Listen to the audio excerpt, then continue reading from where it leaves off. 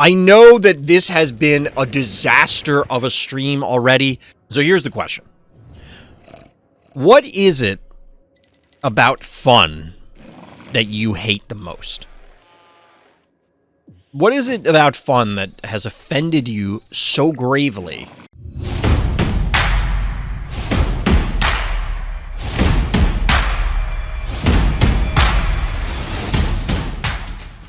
Welcome back, everybody. Welcome back. We're trying here. We're trying. So, the news is this. My PC was dying. I'm not sure. It was quite literally cooking itself with the CPU temps just skyrocketing, which was unexpected. So I thought I had more time than I did. I streamed on Friday, and I got to review the tape to make sure that it's okay. I was going to upload the video to YouTube, so I want to go through it and make sure that, like, it worked, because we were doing tabletop stream, and maybe, like, if it crashed over here while we were working over there, I wouldn't have noticed necessarily. So I went to stream yesterday, and there was no stream as announced because the PC was just freezing. So I rush ordered some parts, spent an enormous amount of time tinkering. I've come to some strange conclusions about what the root cause was, which I think is partially the overheating and partially something else. So the bottom line is we will see. We're going to play it by ear with this one. If things fail, now you know why. If things don't fail, there's some cool stuff I want to do tomorrow on stream. We might start a little bit earlier in order to accommodate that before the variety stream. I hope people will come out for that one, or at least check out the video on YouTube, because I do plan on uploading that. Excuse me. We'll play it by ear. Other bookkeeping note, well, one of the things tomorrow is going to have to do with this. So I went to a convention today, and we'll talk about that in another point. But as far as the viewer games go, we did get a patch with the new Phobies Hazmat, which we'll take a peek at briefly. And I don't know if that has broken all the replays or not. We're going to find out. So yeah, we got Hazmat here. I keep forgetting that it doesn't bring it up. But we can see it here, at least, on the information. There's a lot to say about this guy. I honestly haven't looked into it that much. I do have some initial thoughts, but because of the whole PC situation, a lot of things got put on hold because I'm like, I don't even know if I'll be able to stream or whatever. So this will be saved for another day. But let's look at some viewer games. So chat, we got a whole lot of games. I'm going to try the switching camera thing again. I don't know why this happened. It's supposed to disable. So it's supposed to put the green screen here and then remove the green screen here. And I don't know why it's not always doing that. It was working fine. So there's more bugs, I guess. So we're going to take a look. I'm going to try and do this so that we have cleaner demarcation points. People don't get spoiled on what the ending is, that sort of thing. But let me find these games. We're not going to get to look at the Monster of the Week games. We're just not going to have time. There was a very... Okay, so I will say at the start, and there's other stuff I got to get out there. There was a stacked Monster of the Week. Like, Shadow Force came back. We had a Markand in there. We had a number of players that were like... It was like 7 out of the 8 were like huge names kind of thing. So I'm a little disappointed that we're not going to get to look at those games, but it is what it is. Other thing I have to let everybody know, of course, I am part of the content affiliate program. That means that the Phobies team does in fact give me coffee for producing Phobies content, such as these streams. And that's where you see the big coffee bank, so letting everybody know at the front. Let's take a look at this game, if it works. This one's all the way back from the 7th of July. It doesn't appear to be on the profile. Oh, wait. It is. All right, so we're zoning in here with Shinra versus Alien Engineer. The only notes are hog. So it does, in fact, look like this is going to be a little weird. It's broken. It is what it is. So we're going to see Phobies teleporting in. I will say that this is better than just having them straight up break from the purpose of learning. However, for the purpose of streaming, this is a little bit of a hair better. Okay, so I will say as we're watching this, Creepy Devil and Oculus. Alien Engineer with the Zappy? That's a bold move there, Cotton. Was this a previous Monster of the Week game? This is at level 1. So maybe this is just a Stray Frenemies game. I don't remember the last time Alien Engineer was a Monster of the Week. But Carson did have an interesting point. And I'm assuming Hog is supposed to be Creepy Devil here. On level... So I do love this from Shinra, putting the Creepy Devil onto the disease tiles, because that's just really unlikely for it to be checked. On level, this does 750 damage. This has 800 health. I do agree that I think it would be cool if Creepy Devil could one-shot some of these Sentinels. There's an argument not to do it because it's, hey, this is a lower level thing that one-shots a higher level thing. It is obviously way more difficult to try and position against as compared to, say, the Cassowary to Jar relationship.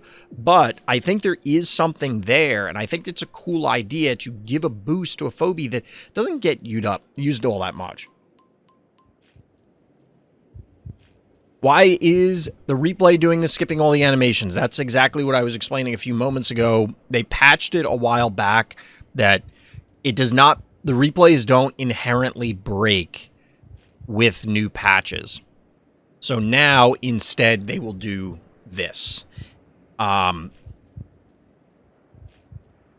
think we will skip the rest of these going forward, like even tonight, because I'll be honest, unless I pause it at every turn, it is close to unintelligible.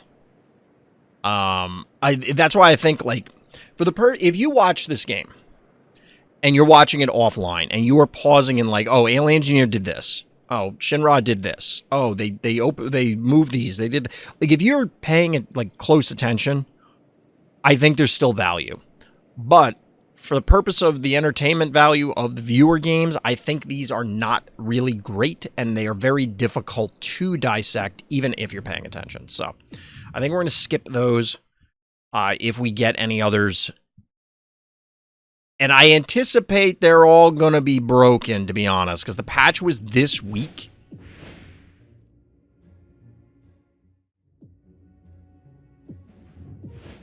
So we... Like, what day... Hold on. What day was the patch actually on? On the 15th. So I'm going to look at a game... I'm going to skip around a little bit here. I want to look at a game from the 14th. I imagine this one's going to be broken.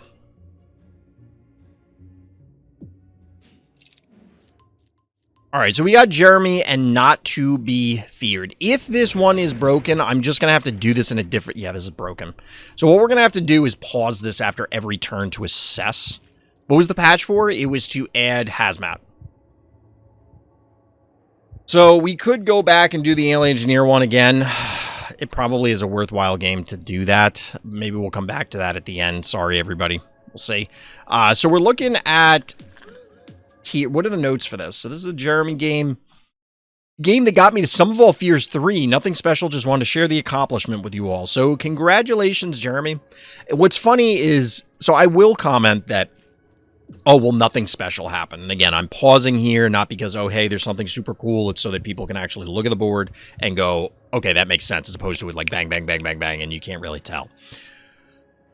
The boring games, air quotes boring, are the ones that are the most important, because that's what gets you these sort of achievements. Is you need to be consistently performing at that level in order to get to whatever it is. And realistically, we can't all be like, Karst has a lot of games where he's doing wacky stuff, and he's not the only one. There's a lot of players who have wacky games on their profile where they're doing like these crazy things and they're winning these games that they had no business winning, or with phobies that make no sense or whatever. And the reality of the situation is, well, there's level differentials involved, A. And B, there's also, they play so many games that, like, you don't really pay attention to the ones where they end up losing a ton. Get a little Clopster action coming out here. All right, so bad guy's playing this pretty defensively. There is a panic point advantage for our hero, however slight. Bad guy banking up to 11. Yo, we got a little Blondie action. Shout out to all my Blondie fans, because you are eating good in the last few patches. People are very excited about Blondie, and with good reason. So we get the Blondie, we get the bank. We banked a 1, 2, 3, 4, 5. So there's a blue, but like you only have 6 phobies. What are you banking for? Wait, did this? Why did it look like? Whoa, what? What is happening?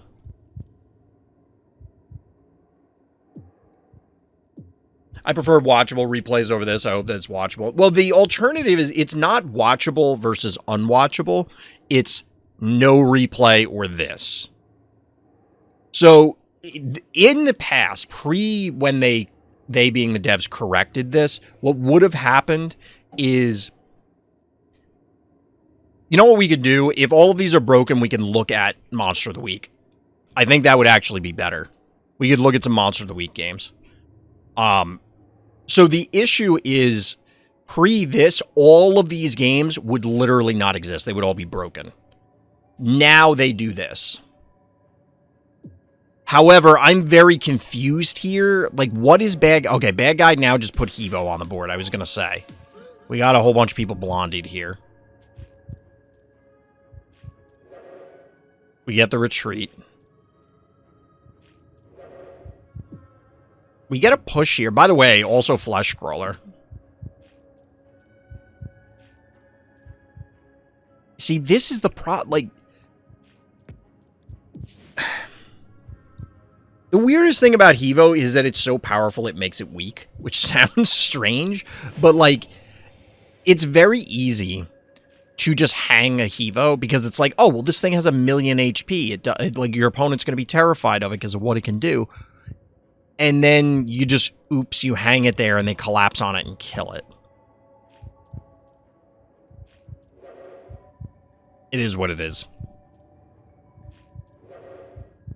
And our hero has made Sum of All Fears 3. So yeah, game plan for the rest of the night, we're going to skip all of these, because even pausing it like that in the beginning, yeah, it's a yikes. It's a yikes. Unfortunately, this has happened before, and in previous viewer game streams, we've just been unable to watch all of those games. So we're going to look at the few that are hypothetically post-patch.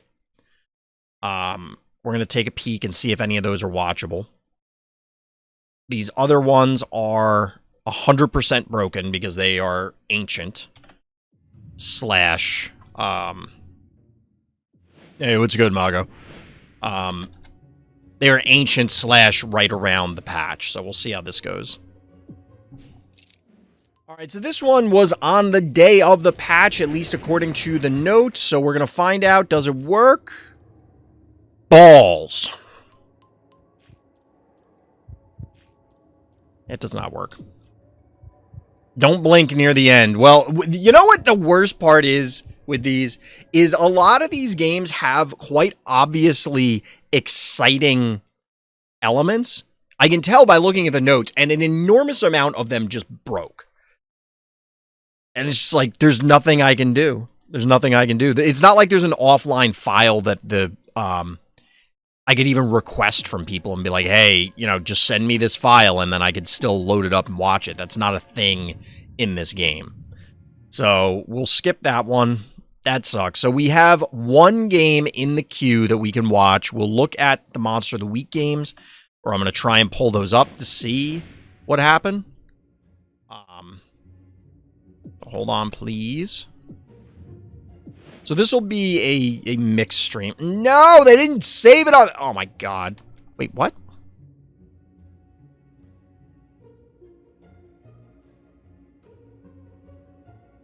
Okay, so of all the game... I'm going to try from the other person's perspective. I think this person spelled their own name wrong.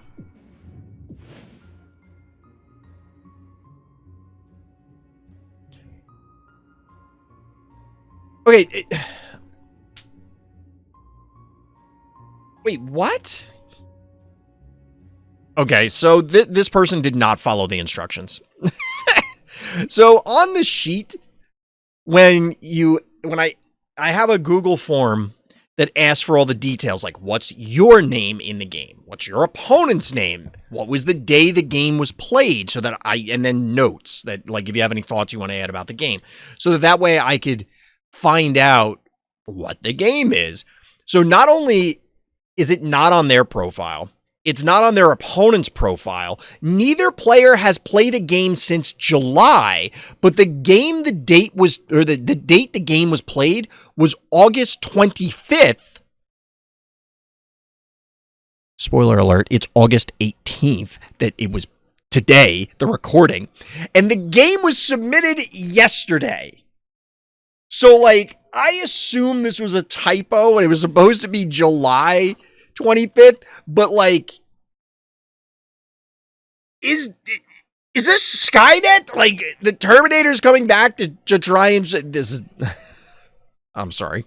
It's been a very stressful few days because of everything, and then the patch breaking everything. So we have literally 0 games in the queue right now. If you're looking to submit some games, you can definitely jump in front of the queue right now. Although by the time this goes live, it's probably going to have more stuff. Because I can't... None of these are intelligible. So if you're watching this on YouTube, let me know in the comments if you feel those games are still watchable. Personally, we tried it before, and I don't think it's just too tough. Like, you can do it, but we probably spend 45 minutes on one game just trying to discern what happened, let alone having any fun talking about it. So what we're going to do is we'll switch gears a little bit. I got to pull up the bracket for Monster of the Week from yesterday. Like I said, Event A did have some cool stuff. People did put highlights in here, so let's see.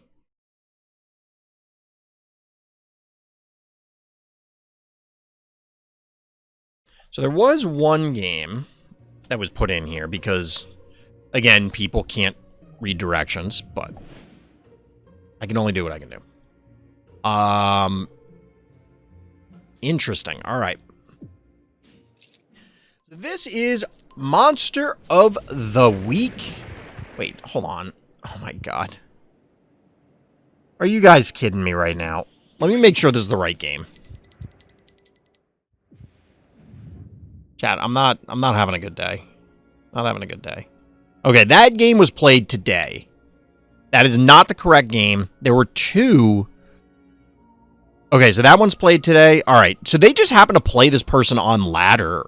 Oh, no, they played frenemies games against this person also a whole bunch. Huh, okay.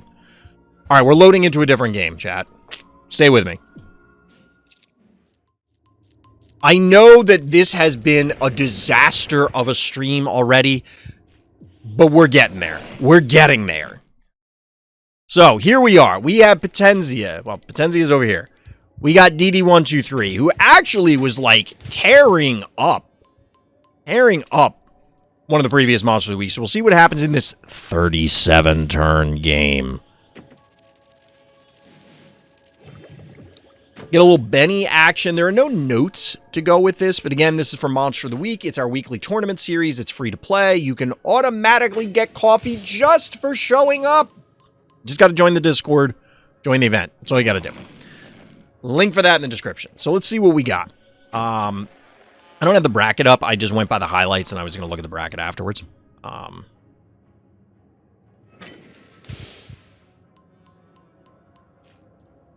Just making some notes here. But yeah, if you have games that you would like highlighted, you can go ahead and throw them in the spreadsheet right now. Just, or ping me in chat or whatever. Alright, because we got time. We'll be looking at the Monster of the Week. So the Benny, like, look, Potenzia is on the Benny train. Potenzia is on Team Benny and is, like, carrying the flag. I think Potenzia is going to get a goddamn Benny tattoo at this point. I'm still undecided. I just don't... I'm not thrilled with Benny. He hasn't been really... Like, on paper, he doesn't seem that impressive to me. Ooh, a little Fire Ant. Something tells me that this game has more to do with Fire Ant than Benny. Now I see why this game went 37 turns and why Betenzium. So here's the question. What is it about fun that you hate the most?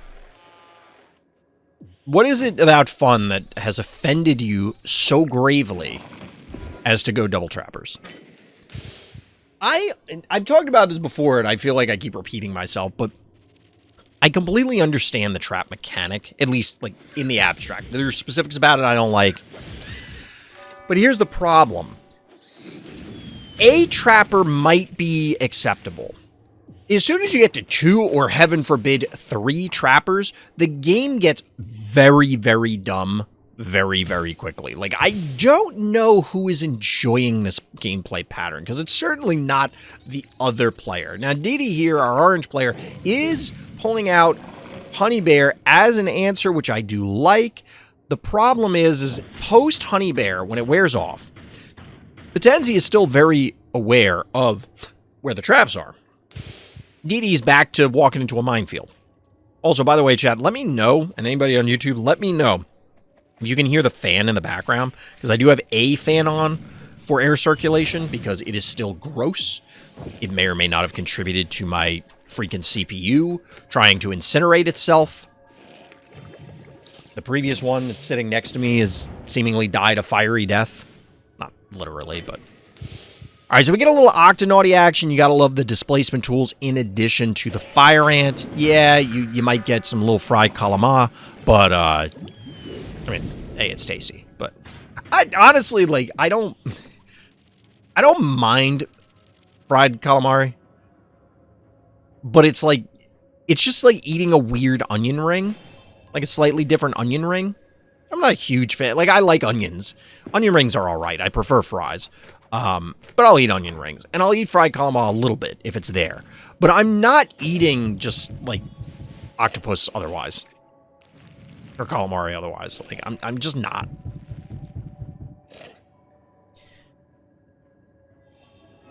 So we got maxed out orange player versus not maxed out blue player. Big panic point advantage. Wait.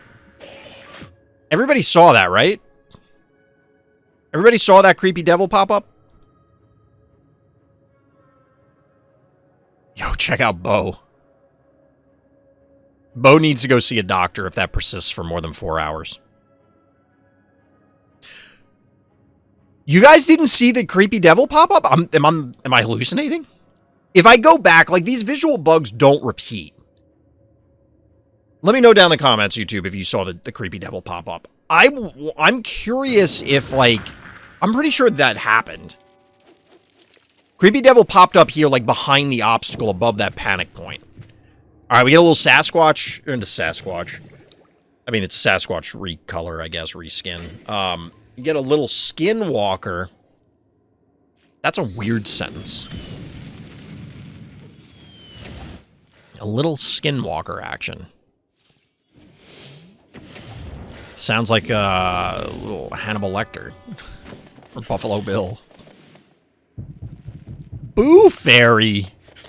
I don't know what reality Potenzi it thinks he's in, but this one, Boo Fairy's still bad. And I guarantee what's going to happen is Potenzi's going to be like, no, Boo Fairy was great. And it's like, or it could be the 7,000 traps you have on the board. Yikes! Oh my god. This is the problem. Okay, so this game was probably over the second that Didi didn't have a feasible dive plan. And honestly, I think Doom Doom and Whiskers need significant buffs to prevent this nonsense from happening. The issue is that if they get, like, a massive buff, they are probably going to be insane on small maps versus traps. Because then, like, whatever the buff is will probably make it problematic. But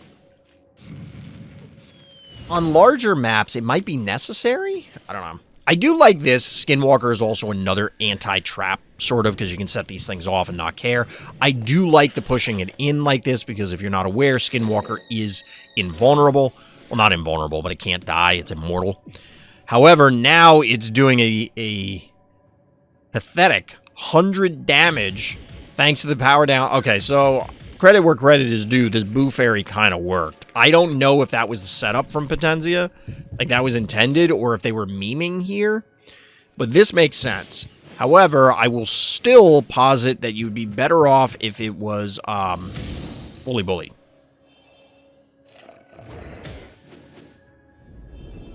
I was about to say, what was that? But it is, in fact... Wait, is this dead? No, there's no way it dies. Interesting thinking the traps were there. Most people do place traps very defensively, but as you can see, Potentia pushed these very far up. And this is going to be a big yikes moment. Like, look at that trap detonation! Good God!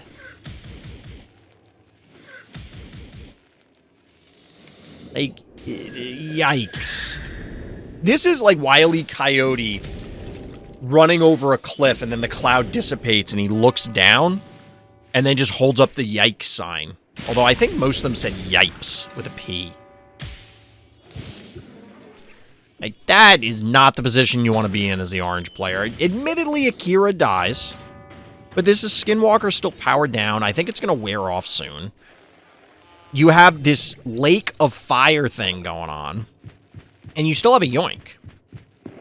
So, like, you can probably yoink either Hevo or the Honey Bear and kill it. Glob. I don't know about that one. That seems questionable. What the hell was that? Was that the powering down sound from Skinwalker?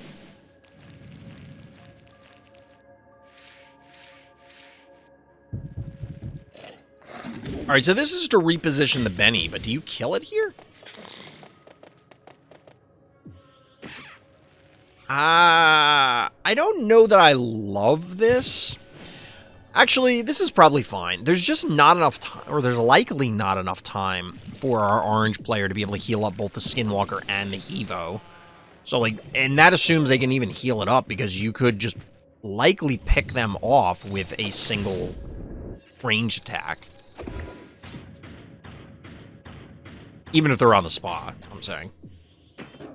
Maybe not a single range attack, but you can probably get it. Alright, so the last 3 keys are going into Clinico. Makes sense at this stage. It at least gets one of them into pseudo-fighting shape.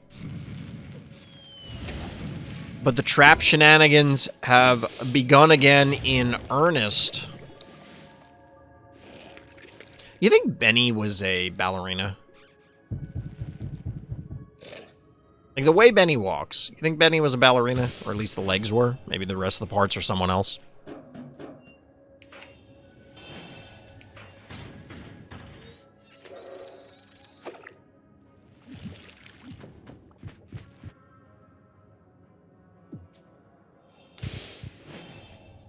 So the poll is not live, I believe, on Octonaughty. It is? Okay, I thought it had one more turn, and apparently so did Dee Dee.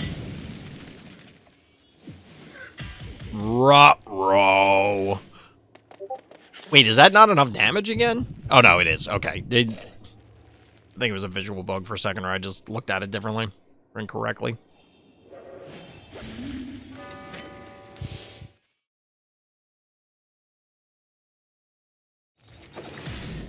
I want to close Discord. Although I actually kind of need that up so that I can get the bracket crap. I guess the browser version doesn't have streamer mode, which kind of makes sense because it probably can't detect that OBS is working. Octonaughty goes down, but this glob is highly exposed.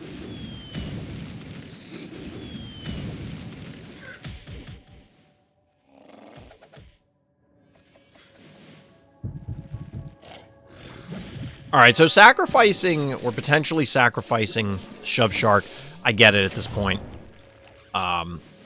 These are all very, well, not all, but in Numbskull and Venus are fairly tanky. Benny's obviously going to require a lot of effort, and Fire Ant will probably never be exposed. So that's a big ol' Skinwalker hit, but now you have to prioritize the Boo Fairy, as DD is doing, in order to ensure that it doesn't just power down the Skinwalker, because that's your only route to victory if you're orange here. The two turrets are not going to march into this team and do it. Between the traps and Benny himself, there are several Phobies that I'm not huge fans of that are doing very well in this game, I gotta say. And again, I don't really, I don't hate Benny. I think Benny's fine. I'm just not a huge fan of it. I like the trap there. Especially because you're on the Honey Bear puke. Thanks to your opponent. So even if they activate the trap, I mean, it wasn't going to happen. This was going to happen. But our orange player is going to be hard-pressed to actually kill Benny, except this Skinwalker has healed an enormous amount. And as you'll see there, as we saw earlier, it works like Gargles where it powers down on your opponent's turn. So Potenzia has a big opening here to do exactly that. And now it's 2 turrets versus 2 turrets, a Fire Ant, and 7 billion traps.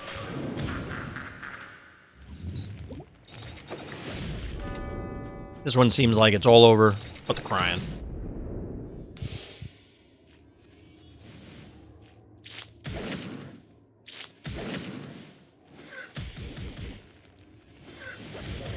Benny's animation is kind of weird. I don't think they're bad animations. Like, we've seen some lackluster animations. Like, I don't think that the animation itself is bad. I'm just not a huge fan of Benny's animation. So the panic point advantage is also huge, aside from the fact that the Phobies are in terrible shape. Very well played. I am of the opinion that the trap gameplay is pretty toxic. And I will always say that, like, oh yeah, just test it with 1 keys, that sort of thing. But I don't think the comp that our orange player put together really could contest this very well. And I think they gave Potenzia too much time. Like, the fact that they were able to set up all those traps and then get to an Akira, it's like... And maybe you can't do anything on this map? I don't know. I'm going to have to mull this one over. But GG. We don't have a salesman phobie. Yeah, the closest is probably collector. Which is, like, not close at all. Right? Closest is probably collector. Alright, hold on, chat. I gotta pull up the bracket. I want a Vendy phobie. I kind of want Vendy to not be a phobie. I go back and forth.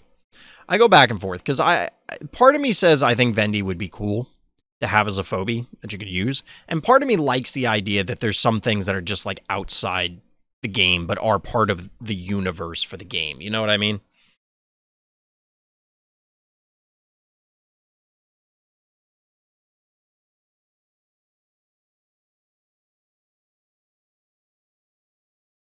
What game? What was this in the other one? I'm trying to pull up both brackets. I don't know which event that was from. Oh, that was from the second event. Okay, so we're going to look at some of the games from the first event. Because there were... Now, nobody submitted highlights for these, but there were, as mentioned, a few big names in this. So I want to see what they did. And this would have been... yesterday... Man, these are all long games. Well, that one's not that long. Chat, welcome to Shadow Force. Shadow Force versus Master Dark on Castaway. So this event had Dear H, A. Markin, Shadow Force, Alistair, Master Dark, Shadowborn, Potenzia, and Dama. There were some big names in this. There were some big names in this. I did mix up some of the events a little bit. I thought some of the players that were in 2 were also in this one, but... Or event B. We'll see what we got, chat.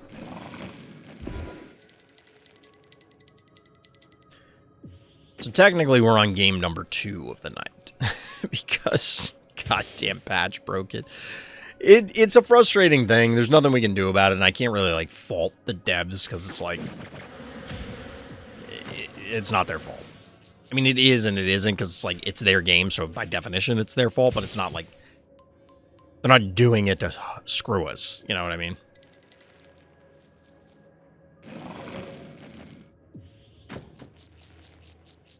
Alright, so a fairly uneventful opening here. I mean, Master Dark with the early spider is interesting. Like, that's a thing, I guess. But we get the Mario and Luigi pair out of Shadow Force. Into Stabby. It's funny how there are some maps that... So, for example, I don't really like turrets on This Might Sting a Little. I guess they can be useful, but I'm not a huge fan of turrets on This Might Sting a Little, just because it takes forever to get them into position, and then if your opponent rotates, it could be even worse about getting them into position, and then, like, the game might be over, or effectively over by the time that they get around to getting their asses in gear. However, this map, despite being a large map, does feel like, yeah, you can get a lot of value out of turrets, because you don't have to rotate that much. I do like this potential snipe. You're giving up Clopster for Jin Sting, most likely. I mean, there's a world in which... Do you lose... I don't think you can lose the Snowball as well. The Minotaur is interesting here. I'm not sure what Master Dark is going for there, but the thing I like about what Master Dark did is this reinforcement means that Shadow Force cannot safely get a counter kill onto Clopster. Or anything else for that matter, because if you go in, the Spider's going to ensure that probably the Jin Sting dies, and you're going to need the Jin Sting to actually push the damage. But out of Shadow Force, we're getting a Phantom here. Getting a Yoink I don't think there's any way you can kill this. That's probably almost exactly half health. Now, there isn't enough damage being represented for a counter kill. I guess there's a world where you do more bees into double hits from Stabby. Or no, you only get a single hit from Stabby. We got a Blondie bomb coming.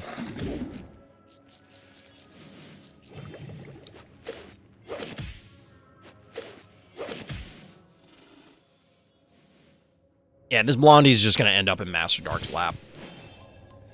It's going to be a bad time for Master Dark. What are you going to do? Going to pop the heart, apparently. There's just not enough pressure. You need a 4-to-1 panic point advantage, and then you can really threaten this. So this will go here, then you do this.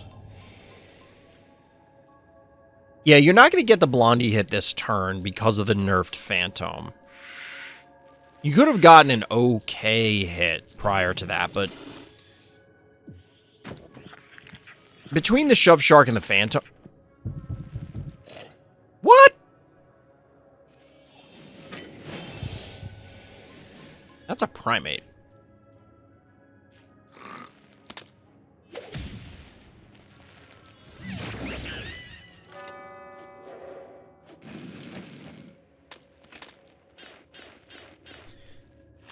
I mean, I guess.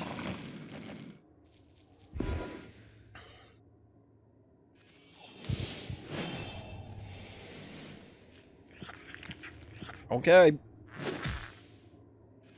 I mean, this is part of the beauty of having level 1 Phobies, is that you see a lot of things that you wouldn't otherwise see. Blondie capitalizing on the positioning Locking him in here, this seems to be the game. I'm not going to lie. I don't know what Master Dark could have done different. I think Master Dark played this incredibly well, and then Phantom showed up. And I'm not clear that there was any way to meaningfully stop this. I think you're putting it back at, like, basically normal levels. 50 damage less. Unfortunately, this Minotaur is also powered down, so, like... Wait, why aren't you attacking the Jin? Oh, you can probably just cook the Jin Sting, right? Alright, so you do get a Jin Sting pick.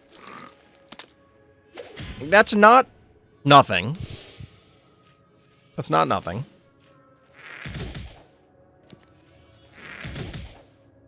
The Klopster's gonna go down. Alright, Miss Moffat's gonna go down. Maybe the Minotaur as well? It depends on how aggressive Shadow Force wants to be here. Master Dark does have 11 keys. Shadow Force only has 3, but without really any threat of damage here. And I don't think the Gonzo... Well, the Gonzo might be able to get out. Yikes. That's rough. That's a tough turn. Admittedly, the Blondie's kind of beat up. I think you sink more damage onto Blondie, though. Yeah, retreating is obviously the correct course of action here. We're going Goon. I don't hate that. Ray Chargels makes sense. I don't know that I love the Ray Chargels positioning. I guess that's fine. Yeah, that's probably fine. Yeah, I think that's better. Okay. I was trying to think if it would be better at one of the more southern positions, but I think it's too vulnerable or not necessarily covering all the spaces you want to. Because at this point, you're trying to just tell Shadow Force to back off so you can buy some time, get some cooldowns back, let the Blondie effect wear off. The challenge is now you need to push before the Blondie activates again, and it's not going to be much longer. It is not going to be much longer. Alright, Chad, I'm trying to keep an eye on the the temperatures for my CPU so I don't run into the same problem again. It seems to be doing okay now. Certainly better than, like, we're talking almost a 50-degree Celsius difference. Alright, juiced up Jin Sting. What are we going for here? I don't love this push. So, I think what Master Dark was thinking here is that Blondie is the only, air quotes, the only damage-producing Phobie. But I think the Blondie... I don't know, the Blondie's gonna turn off, like, 2/3 of your team. If not more. It's also probably gonna result in some kills here. I think you could have set up a better... I think you needed to get a good Blom to lead everything. Submitted a game? Alright. We'll interrupt our Monster of the Week stuff for a viewer game. You put it in the sheet, Steven?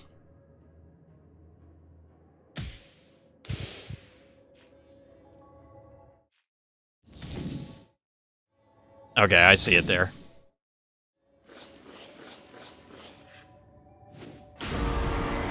Like that... Okay, you get a kill. So, the problem is you need a good Blom off the Goon in order to really get back in this game. And Shadow Force is just too good of a player to allow that to happen. It's just not going to happen. Shadow Force is going to cook you.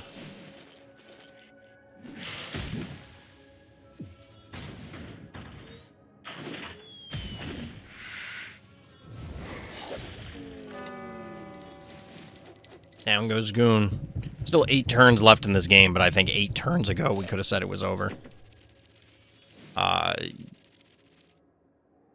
There's not too much they can do. Master Dark, that is. Not too much Master Dark can do at this particular stage in the game. Notably, killing the AWOL, not even bothering to go after. Could you not have killed the Blondie? 7,000. How's this powered down? Yeah, I guess not. Which sucks. What are you gonna do? This game, so... I mean, this was a tournament game, so they could have surrendered. There is a reality, like, it exists where Shadow Force makes an error, and because of the hypothetical damage output from everything Master Dark has, like, you could get there. I think this Ray Chargel's positioning was very bad, but I wouldn't be surprised if Master Dark chimes in and just goes, yeah, I thought there was no hope, so it didn't matter.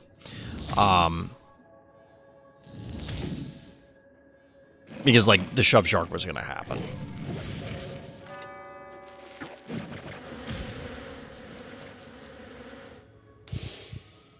But where I was going with it is, if this were a ladder game,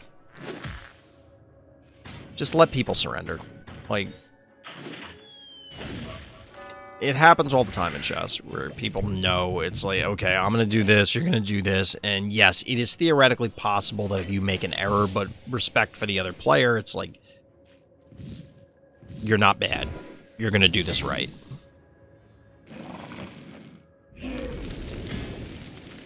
Cooking the Evo here.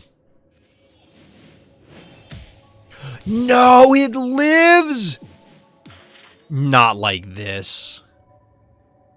Dude, if this Evo died, would you be in the game?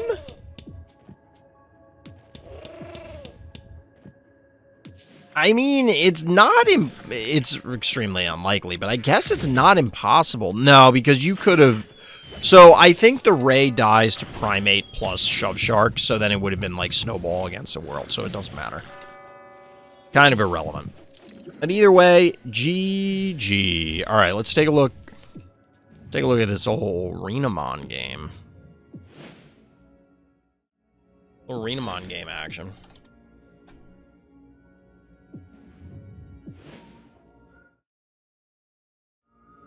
Seven turns.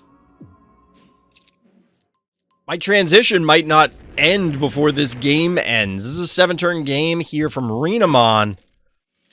Winning with only 2 Phobies, that's how bad this map is. You know what's funny is,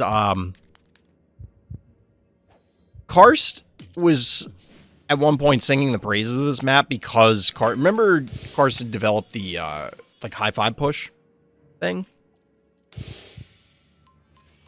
Okay.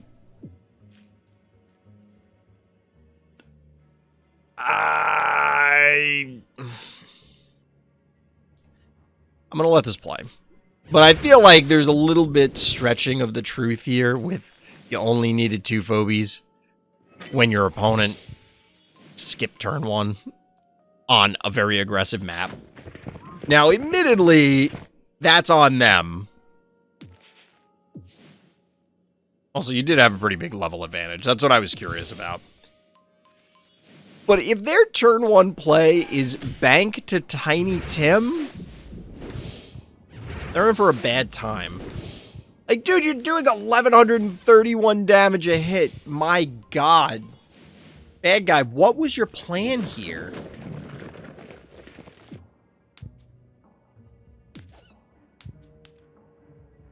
What was your plan, bad guy?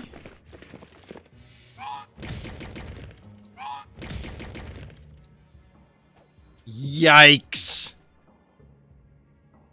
Wow.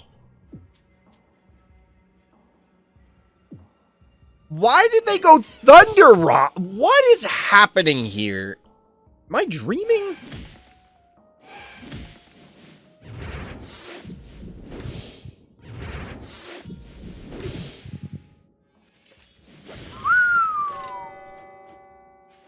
Got him. GG, I guess. Was it, though? Was it a good game? That one's... Of all the games we've watched, that was certainly one of them. I can tell you, that was absolutely a game that we watched. Like, I don't even know what to say to that one.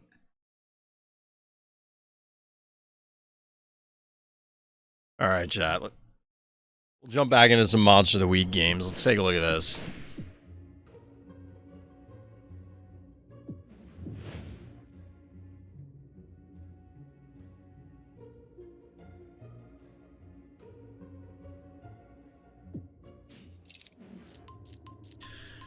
Whoop, I hit the wrong button for the overlay. Almost dropped you back into the chat. That doesn't mean anything. So we got a Markin, we got Shadow Force here, another Monster of the Week game.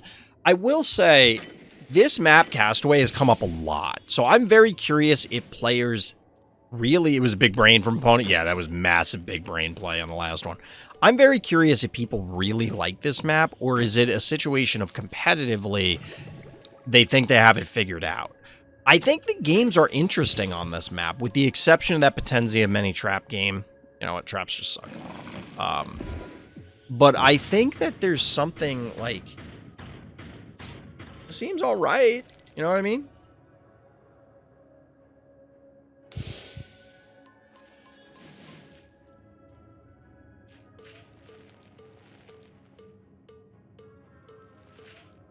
But yeah, let me know, YouTube, if you guys like this map.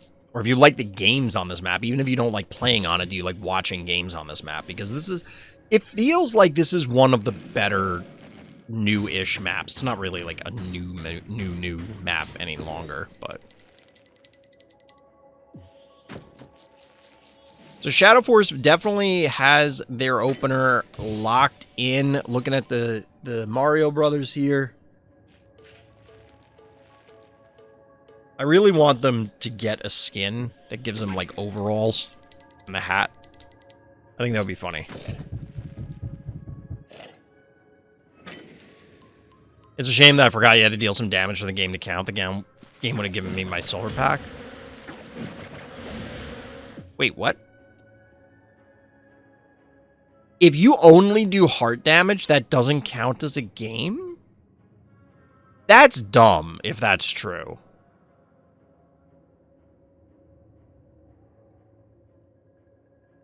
I was unaware of that. Like, I know there are parameters for the game to count. Oh, for a game before that game. Okay, I gotcha. Yeah, there is a threshold. I don't know what it is offhand. I don't know if they've ever set it. So, it's funny.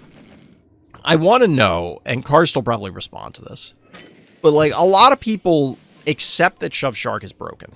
Okay, so we'll just say that for the sake of argument, the Shove Shark is broken, it is too powerful. But they will also say that it is healthy for the game because of the strategies that it allows for. Okay. But then, is that enough to offset the fact that it shows up in every goddamn game? Which, by the way, Shove Shark was not showing up for a very long time in Monster of the Week, and it's finally starting to rear its head. Which I think is good because it gives us competitive tournament data, which I always value much higher than I would anything like ladder, because ladder's dumb. There's too many other factors going on with ladder to ever really consider it truly meaningful. And so it looks like we're getting a rotation here just to get the heal. So my point is that are we okay with Shove Shark? Is it fine? You did an emergency grind of literally 135 games in 2 days. What? No, it is not worth it. It doesn't matter what ultra rare you got. Not only got an ultra rare, it was a 4 key like I predicted. It was a jackpot. Jackpot was Werewolf or Radiator and Prometheus or Grimes or Lesser Prize. I got Werewolf and it's totally worth the emergency grind. I mean, congratulations on the Werewolf. I don't think that would be worth it. Emergency 135 games in 2 days. I shudder to think what that did to your sleep schedule. Because I have to imagine those, like... Unless you were just throwing games left and right.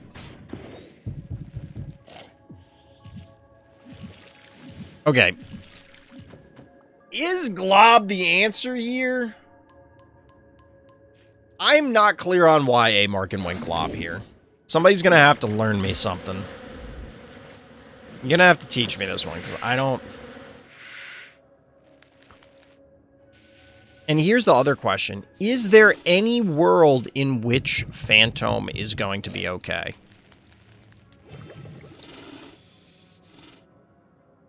Because we have not seen, in the games tonight at least, the oops, I dropped something right out of the vault and surprise, you're dead kind of play. That hasn't been happening. Which is the thing that people complain the most about. Completely fine. But I think there are unwritten rules about the game. Just like, so an unwritten rule of the game is melee is worse than ranged, right? It's just the way the game's designed. And I think that this sort of thing just, like, I don't know. He's one of the designs that seems to not being able to exist in the balance part. Yeah, I just don't know how you can make this sort of effect balanced. Because obviously the goal is like, oh, doing, like this, I'm 100% confident this is intended. This is working as designed for the devs. But is this meaningful and engaging gameplay of just like, all right, I sit there until the cooldown's off, and then I drop Blondie into your lap, and then surprise, you're dead. I mean, look at that. How is that play? Like, what was A Market supposed to do? This is the idea. Okay, hold on. This is going to bother me. Hold, please. Okay, so when Akira was pre-nerf, what we used to say is that you have to line up here. Because Akira's like here, and it just pulls everything and pulls their stuff in, and then they collapse on you, and then everything just dies. I don't know that this is meaningfully different. And look, I will be the first to admit that I was telling people to wait. I was telling people to wait to see how Shove Shark and Phantom played out, because it's like, look, just give it time. Everybody says everything is broken, and this is my usual response. Now, was I worried? Absolutely. But I wanted to, like, you got to have some faith in the devs to be like, okay, let's see what their vision is. I think we've there's been enough time. There's no reality in which this thing is going to be fair, I don't think. What I think needs to happen, and this is the point I was getting at before, and Atona's bringing up, what is the game supposed to be, is that the core unwritten tenets of the game, melee is worse than ranged, all right? Look, I don't think anybody will disagree with that. In this case, the displacement effect and other things surrounding, like, what we need ways to push and punish this. A Markin was not forced into, but like, this is a very passive response because you're just not going to get it into the appropriate position in time. A little hydrate action.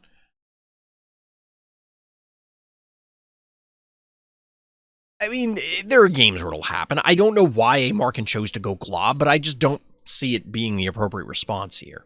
I mean, what's going to happen is this glob is just going to go pop and then just sit on the Blondie here. And then probably die from these things collapsing on it. But that's a different discussion. So the point is,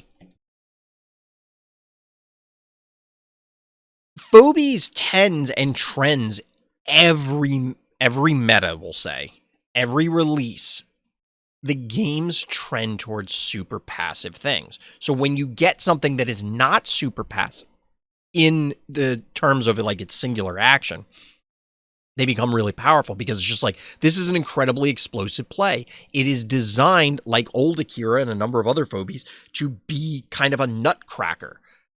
You wall up, you bunker up, and this is a bunker buster. The problem is, we have swung so far, like, you need to shift the underlying current of the game to be a little more aggressive. And this is where I disagree with Karst, because I said this was a comment a few weeks ago, a week ago? I don't remember. It was simultaneously a long time ago and not long ago. But anyway, the point is that there was a comment about changing the philosophy of the game. And I said it is very easy to go from a design perspective of defender's advantage to attacker's advantage, and attacker's advantage generally is worse because the game ends too quickly. Like, no one can do anything. The issue is if you have to find the balance, because we currently and have almost always lived in Phobies and defender's advantage world, and we get these staring matches, trading one keys, and then attractors come out, and then the games are dumb. This is what attacker's advantage looks like. Now, imagine if there were 20 phantoms running around. Not necessarily displacement things. They could be other things.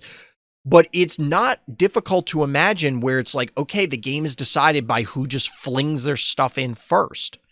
And it's like there isn't a lot of tactics or strategy involved. And I don't know exactly how they do that. I have ideas. We talked about them on stream before. I think there are things they can do. But I think Phantoms and Shove Sharks and Akiras are all those sort of things. They all go in that category for me. And you could subdivide it so that it's not like, oh, well, those aren't really, they aren't really what we're talking about. But until we see a demonstration of like a Tiny Tim that's an actual attacker, or a Tiny Tim that gives its buff to everything else so that like the melee phobies that are adjacent to it can get it. Like, I want to see a Tiny Tim variant that gives its power, or even hell, rework Tiny Tim so that everything that is adjacent to it gets the damage debuff, so that you can death ball into your opponent's team and make something happen. And then you like chase them around the map, because that forces a different gameplay pattern, but is still aggressive. Like, you are going and doing something, and then your opponent can respond by either engaging it or running away and playing the rest of the map. And then it's this tug of war of, if you don't claim all the panic points fast enough or disperse the death ball, they can just push to your heart. And I think that there's interesting gameplay to be had there. Here, I'm not confident that there's any world that Phantom is going to be balanced and playable. And it's like, okay, that's a respectable phobie to put out there, but I can counter it by doing this. I think that's a map design problem. I don't think that can be solved by phobie changes. Because the way the maps are structured, too many things like Blondie are just going to get on you, and there's nothing you can do about it.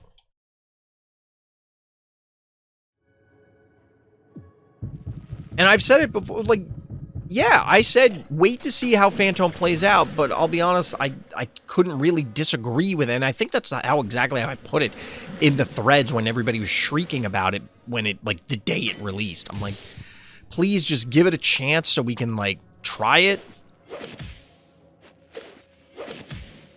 I don't think it's wrong or bad to be like, I have concerns about this thing. This seems too powerful.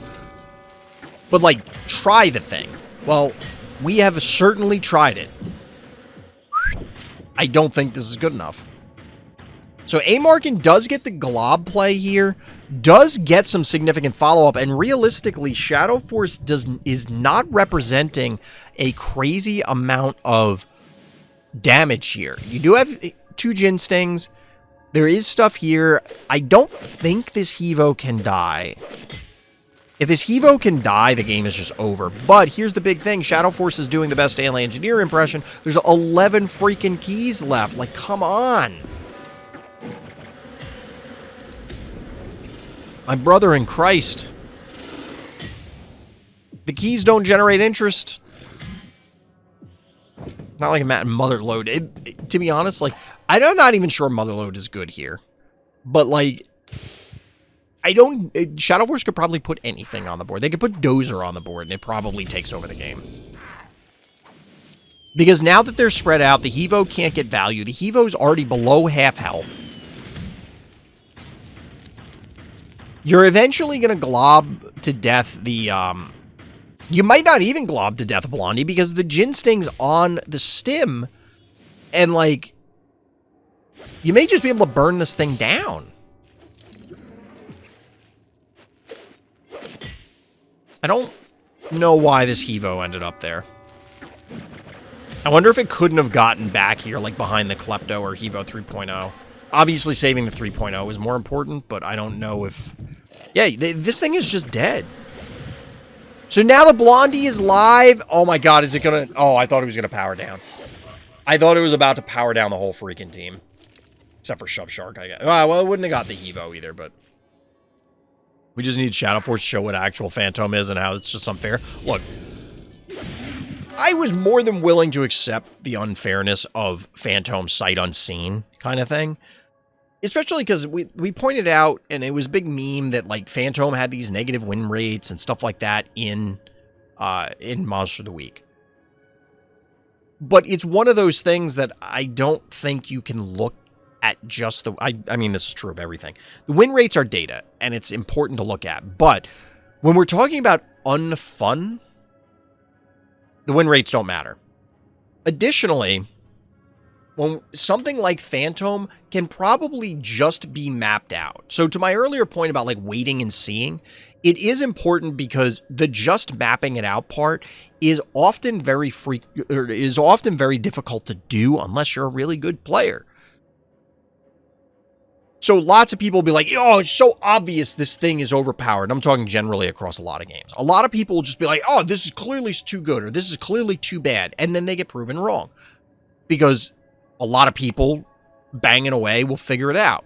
Or not figure it out, or whatever.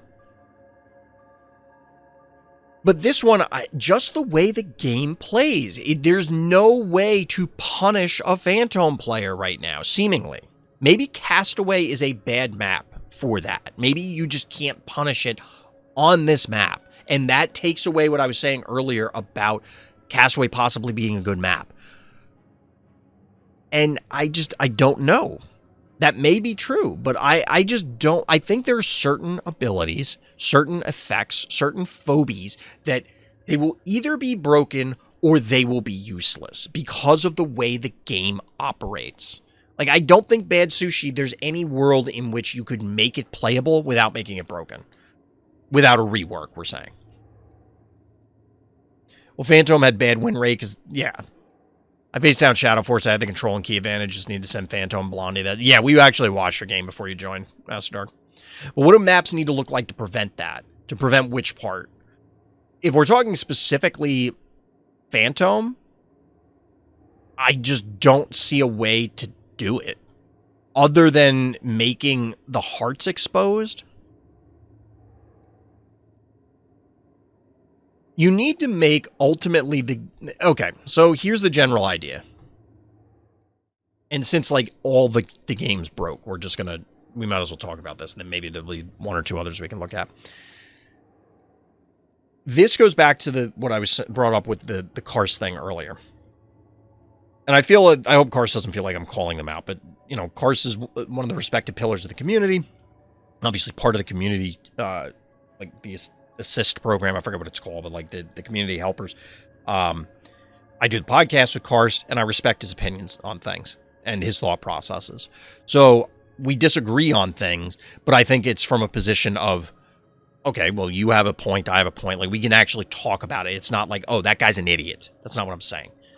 I hope people don't take it that way, although people will now explicitly say that I said he was an idiot, and they'll probably, like, splice this clip so it sounds like that. But anyway, the point is, somebody had said, and I forget who it was, had said something in the main Discord that, oh, well, what if and I'm paraphrasing here, that get rid of Defender's Advantage, make it Attacker Advantage, essentially, is the way I'm going to boil it down to. And I said, well, it's very easy to do that, and then the game becomes worse because, you know, you just flood the person. It's the Zerg Rush thing. So I think to correct for this, because there's only so much you can do with the phobies, there are two moving parts here. You can fix phobies, like the phobies themselves, create new phobies. So I guess there's three, but I'm lumping those two together because they're phobie things versus map things. And I think the maps need to have more hearts that are exposed and vulnerable so that you could hypothetically, it's like, oh, you went Phantom, you burned 5 keys and it's not live for 2 turns. I'm going to go heart. You need to stop me with your now subpar team before I just kill you. It's the day 9 thing, when this is literally going back over 10 years, I think. And day 9 used to do daily stuff where he'd review games like I do, and he'd talk about it, and he was making a joke where, and I brought this up before, where it essentially boiled down to somebody, and multiple somebodies would always message him and say, well, how do I beat this Zealot, Archon, High Templar, Carrier, Void Ray, Immortal, whatever push? And his response was, just go fucking kill them. Just go across the map and fucking kill them. Whoops, sorry. Because if you're doing 9,000, that would be the equivalent of this game. Well, how do I beat Akira, Chuck, Dozer, Boss, Fire Ant, and like 9 other things? It's like, first of all, you can't do all that. But like, that's true. It takes 1,000 years, except it doesn't. There isn't enough of a temporal component. So there's 2 parts. You need hearts exposed, and you need to not be able to reinforce on a map readily. Now, that's problematic for, like, those might be in tension, but I want the ability, for example, if the hearts are exposed in the center of the map, so like you could read, your opponent goes Phantom because they're trying to set up the Blondie play, you instead just go, oh, I'm going to push, and then you slam Morty. Because it's a 3 mover, it does 1,000,000 damage, and you just zoom for their heart. And you start putting pressure on. And then maybe like flying around the map trying to collect panic points. I do agree that there need to be bunker busters to break things. So that your opponent can't just turtle up and like, I own 1 more panic point than you do. I'll kill you in 2037. That's also not fun. So you need ways, and that's where Phantom comes in. But if your opponent has elected that path, you've chosen the path of pain. Like the stupid line from Saruman. If they choose to do that and they lock up, okay, you slam the thing and then you go. But right now, the slam the thing and I can just sit forever and get it set up is the primary game plan. And that is problematic. And I think the maps, by exposing hearts more, giving more avenues to like end the game outside of engaging, is viable. I also think, and this is kind of counterintuitive to what we were talking about, I think that we need to have panic points that are touching. Like, literally put a triangle of panic points in the middle of the map or something like that. I think that it's something that has been unexplored and would allow for at least a different gameplay loop. I haven't mapped it out, like, strategically, is this better? But I think it would be interesting.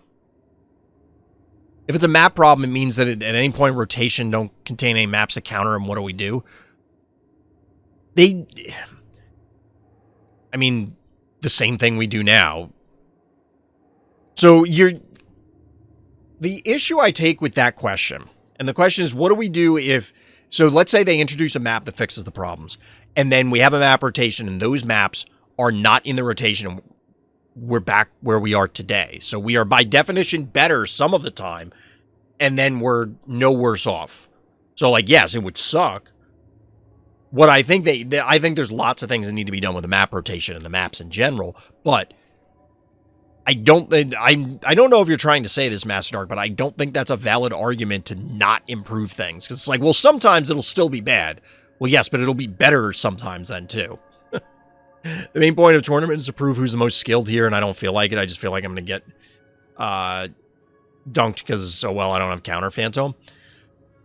I agree about the first part. I think, and this is not intended to be insulting, but, like, how many players are actually better than Shadow Force? Now, don't get me wrong, it is very difficult to display being better skilled if we assume that Phantom is broken. But is this, like, how many people in this event really were going to beat Shadow Force? So let's be honest here. Let's be honest with ourselves. Now, I will say, I will put up a poll. In fact, I will do it right now. I will do it literally right now in Discord. Hold on.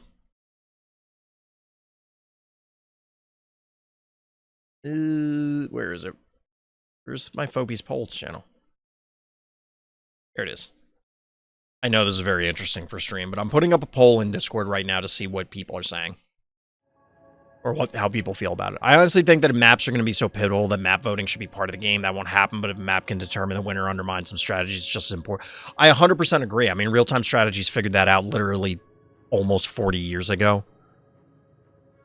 Were there real-time strategies in the 80s? I don't know if there was anything that would qualify as that, so we'll say 30 years ago.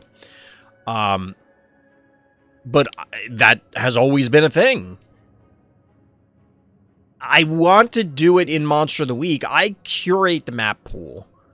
But in order to... like, there are competing priorities in trying to keep the event simple and quick. So, the Phobie bans are another way to tackle it. This is exactly what I wanted to avoid. I already saw a less skilled player could do it. Phantom was OP. Now we actually got someone who knew how to use it now well, trying to do something against it. We either banned Phantom or let it go for multiple runs, either waiting for Shadow 4. I mean, we banned Phobies before. I'm not opposed to it. I don't think there is a, like, why am I getting all these pings? Like, I could hear it going off.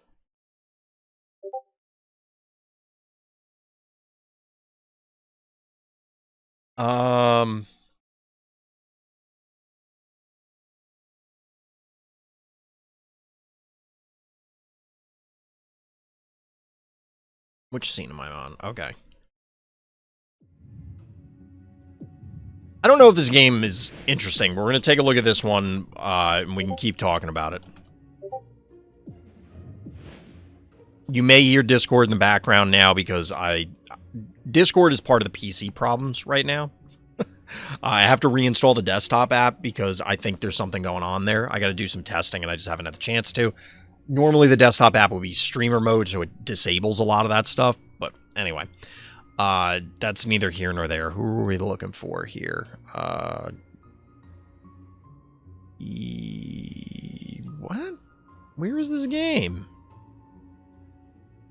Here, you can get a closer look at my funny facial expression. What? Did you really? You played that many games, Master Dark, that it fell off your profile from yesterday? I mean, I guess, like you were saying earlier, so we'll look at it from your opponent's side. Spoiler alert for which game we're going to look at.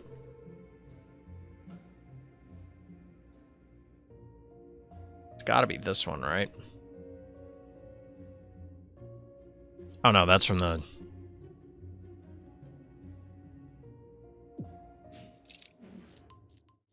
Alright, we got a much quicker game. Why? Like, literally all the games are on Castaway. This is wild.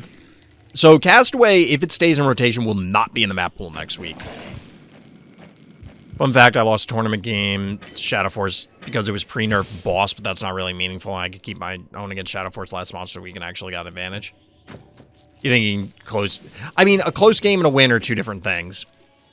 Close game and a win are two different things, but I understand where you're going with it. I find that player skills should potentially exit the conversation somewhat. Recognizing that a particular phobie can warp the game and then abusing that too is a skill. The game having a weirdly low skill floor due to poor balancing doesn't make abusing brain-dead tactics not what the game is. I feel like that's a somewhat slippery slope argument. I mean, I see where you're going with the player skill argument, but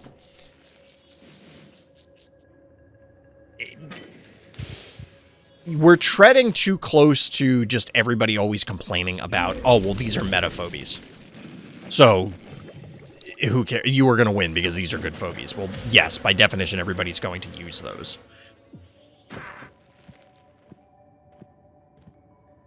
It's weird. So, Phantom, like I said, there's several aspects to why it is problematic. Part of its power level, part of its gameplay loop. So, I guess that's two. It's not several, but which is more important to these things? Which is more important to the health of the game? And well, I guess now it starts to get closer to several. The contra is, let's say Phantom is dead. I ban it tomorrow. It'll never be in another event. At least until I fix it or something. If that's the case,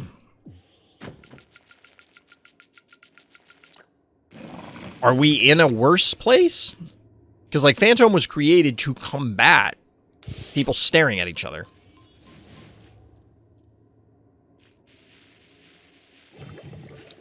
If the best tactic is just mash the square button, day one players mashing the square button are doing the same thing good players are.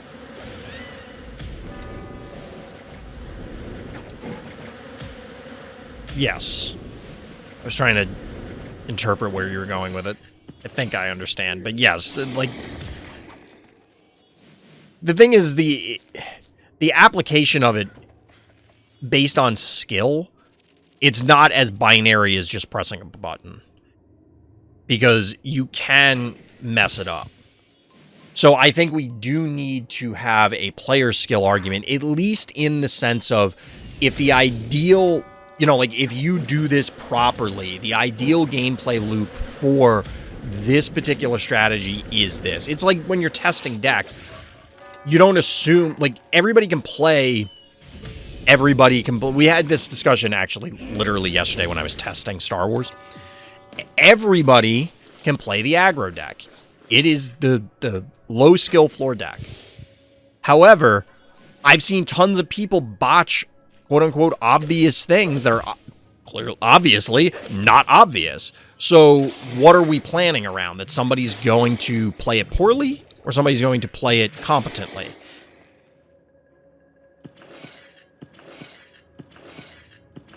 Phantom was made for a purpose. It ends up doing nothing but its purpose 90%. Nothing. Wait, what? Okay, your sentence got more confusing as you tried to clarify. Yo, the goon! That was actually a sick goon hit. And also catastrophic. I can see why this game ended. Oh, no! Potenzia! Baby, what is you doing? Not like this. I will say I love seeing the daisies. The daisies showing up. Basically, he's never used for his purpose to break a stalemate. A stalemate can't occur with Phantom because it preempts the stalemate.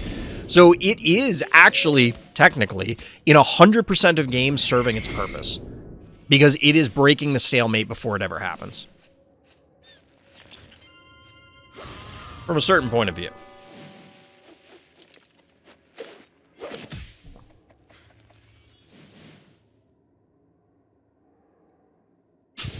All I can think right now is the Gladiator scene where it's like, are you not entertained? Is this not what you asked for? From the devs saying that. Like, the devs got rid of stalemates. Phantom, there can't be stalemates. What are we complaining about? Everything's solved. It's all fixed. Everyone should be happy. By the way, Potenzia just getting cooked here. Benny not looking good here. It wasn't Benny's fault. That Blom. How did Potenzia miss that Blom? Like, that's just a, like, look, we're all human. We all make mistakes, but that one's... that one's a little brutal. That one's rough, I'll say. That's rough. All right, Chad, I think we're done watching it. Like, are there... I don't know if there were any other solid games. We can just talk about the Phantom thing. People would rather have a stalemate where they might have a chance and non-stalemate it's already lost from the start. Yeah, but here's the thing. Okay, so, Atona's got a comment too, and Atona might follow this one. So I'm going to respond to Master Dark, and then we'll come back. When I played the Transformers TCG, this was one of the more direct, one of the clearer examples in games about game states. You can see this a lot in chess or other hyper-deterministic games. Transformers was a shockingly hyper-deterministic game because of the way the game was structured. Even though it was a card game, and yes, somebody could draw really well or poorly, because you started with cards in play, they dictated the vast majority of the game. So, for example, the relationships between I have a lot of guys versus you have a few guys, or I have this number or that number or whatever, Those sort of things really dictated how things go. So and the game inherently made things appear close. What do I mean by that? So you are required to attack every turn. So by definition, barring certain circumstances, damage is happening every turn, things are dying off, and then the way you win the game is the things that started in play die. Whoever has none left, they lose. Person with people left, they win. But what would happen is, even though the games would appear close, the player who lost would never get the extra turn that they needed to turn things around because of the way the math worked out. And this is the thing that people don't understand about Phobies. Master Dark's comment was people would rather have a stalemate where they might have a chance than a non-stalemate that was already lost from the start. They never, ever had a chance in that stalemate. They were dead from turn one. They just don't want to admit it. This is the point that Karst and a number of other people have made about these stalematey asinine maps like Lights Out. Player 2 wins. Now, could somebody make a mistake over the long haul of a game? Yes. Could the levels play in? Yes. Could the Phobie collections play in? Yes. But the reality is that a lot of, and I'm exaggerating, hyperbolizing from turn one, although there are people who would argue that you lose on turn one. You are going first, you lose. Because you can't win the key trading war. It's going to devolve into that, and then you're at a disadvantage the entire game. Realistically, it's probably somewhere in the early, like the actual early game or early mid-game, where the game is decided. Somebody takes a hit that you don't realize shouldn't, or somebody ends up getting an advantage that they otherwise should not, and the game ends there. Because the game is deterministic. You're not rolling dice. There's no chance that somebody top decks a card. The game is over. They just don't know it. Now, is that better than knowing that the game exists? That's a philosophical question of like, do I want to know the day that I'm going to die? Do I do? Yes, I want to know, and I want to know how. A lot of people don't. And that's just a philosophy thing. Like, I can't tell you whether that's better or worse for games. I mean, I can probably tell you whether it's better or worse for games, but is it really better or worse in general, I guess, is a different way to put it. But Phobies is a deterministic game. The game, like, there's not a lot of variance. There is. It's weird because of, like, leveling, but there's not really variance. Like, there's no variance once you're in the game. I guess if you want to say collections, and that's weird. But people don't recognize, and I've always said this, people don't recognize how quickly Phobies and how early Phobies games end. Which is more degenerate, walling up or never being able to wall up because of the potential threat of Phantom? Well, that depends on what Phobies is. I don't know if that's true. I think you could say one is more degenerate than the other. I just think it's, like, degenerate, like, something being degenerate is not, and this is why it matters. Like, what is the problem with Phantom is the argument.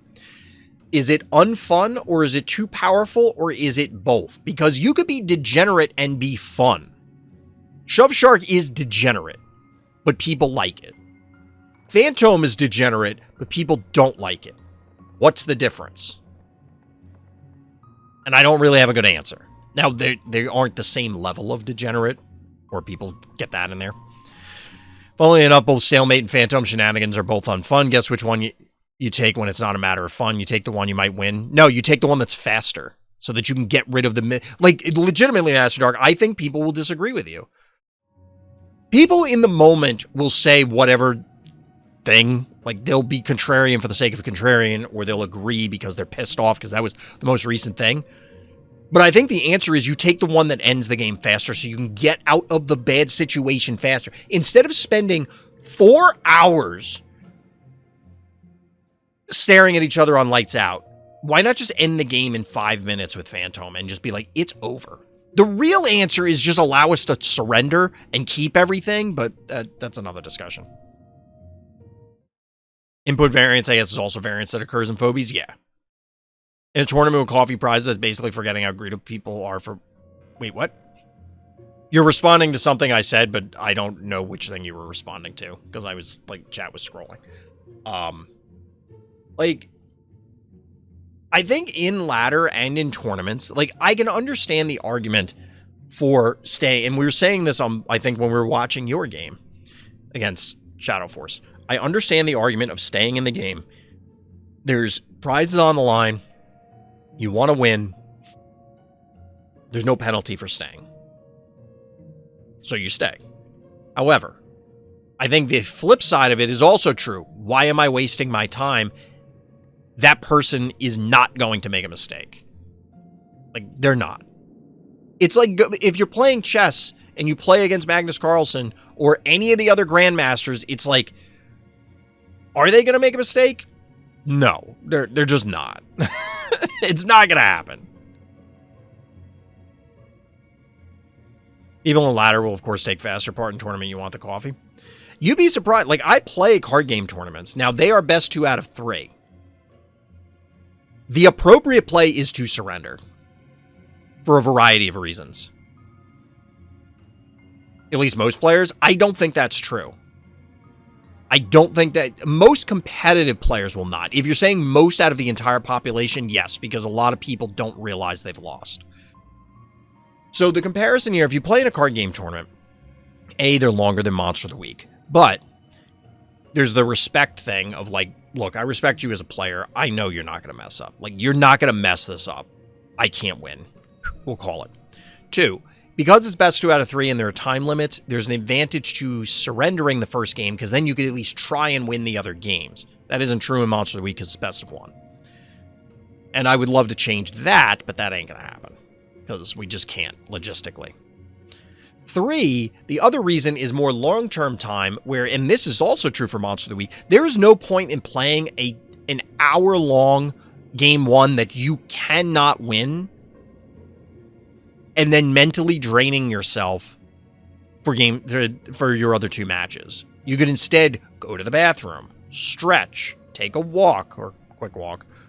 You get something to eat, something to drink, something like that, which you can do while you're playing, but obviously you need to be available to take your turn. So there are plenty of advantages when it's like, no, I'm not going to win this game. It is just not likely that players like Alien Engineer or Shadow Force or A. Markin or whoever are going to make these sort of errors.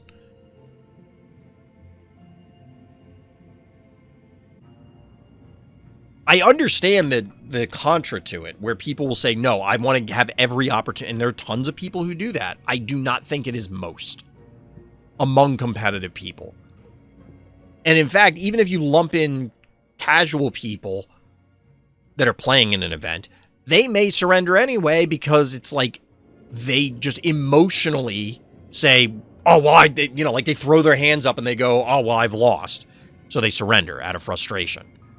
So I'm not even sure that of those people that there will be people that'll stick it out to the bitter end. And like I said, there is a chance. Everybody's human. Will Shadow Force throw a game? I'm sure. I've beaten Shadow Force before, I think. I've beaten Alien Engineer before. This is like beginning of Phobies. So now they would absolutely smoke me. But people make mistakes. It happens. Let's see. So there's 4